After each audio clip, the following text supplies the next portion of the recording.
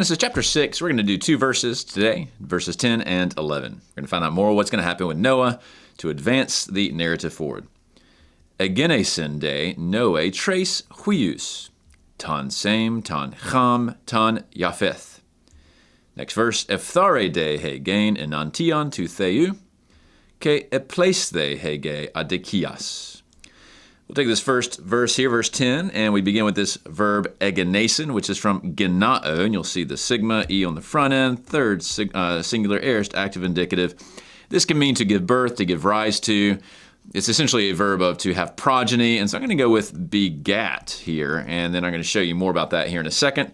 And it's Noah, so and Noah begat. I'm going to do the old school word there. 3 sons, trace huius. Shem, Ham, and Japheth. And so we actually saw that genealogy already in Genesis 5, verse 32. You can go look at that. I'll show you the Hebrew there and so forth. So this is kind of a repeat of that because we're now starting over with the Noah narrative as opposed to having him at the tail end of an existing genealogy back in chapter 5. And so that is yet another narrative way of introducing Noah, really emphasizing his role in the subsequent chapters. And then now we go back and explain a few things about why Noah is going to be significant. It's because everything's falling apart. Ephthare here is the next verb, which is from phthero. And of course, that's not easy to pronounce with the phi and the theta. This verb means to corrupt or to destroy. And that, in fact, is the Masoretic there. It's a third singular aorist passive indicative. Maybe you're wondering, wait a second, I don't see a theta here. Well, recall with the liquids, they typically drop the theta in the aorist passive. You do see an E on the front end and also a minor spelling change there because, again, liquids will often do that in the aorist. And the subject here is Haggai. So the earth was corrupted really by mankind's efforts. There's not an express agent there in the passive construction. Enantion to theu, so before God, we actually saw this enantion in the prior few verses there, in the presence of God or before the face of God.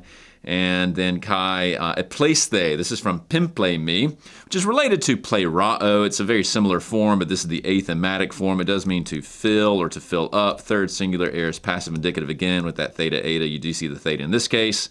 And so the earth was filled with injustice or unrighteousness, something like that. And that actually points us back to 6:5, where we've already introduced what's going on with mankind and this downward spiral into sin.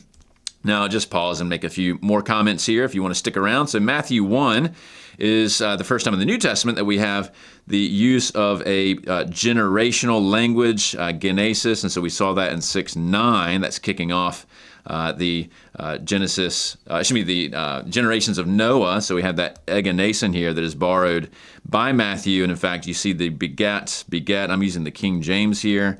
So when Matthew does his genealogy, he is taking this genesis language from Genesis, but he's also borrowing the use of egenesen. And egenesen, it's like 40-something times in Matthew's genealogy, and so we see that word here in Genesis 6:10. And then just as a reminder, I put this in the Genesis 5 video previously, that Luke's genealogy does go all the way back past Abraham.